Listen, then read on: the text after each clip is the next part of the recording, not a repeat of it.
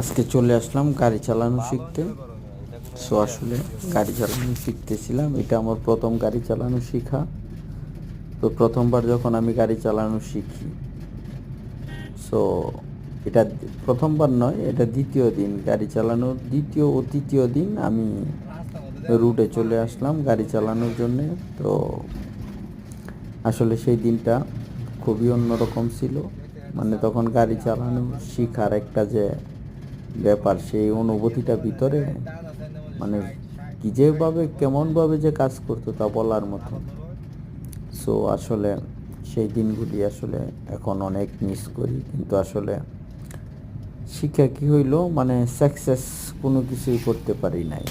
তো সো আসলে তো তারপরেও তখন দ্বিতীয় ও তৃতীয় চতুর্থ দিন গাড়ি চালানো শিখা, গাড়ি চালানোর রাস্তায়। তো আমার উস্তাদ আছে সাথে, সবাই আমার উস্তাদের জন্য দোয়া করবেন। উস্তাদ এখন মালয়েশিয়াতে আছে।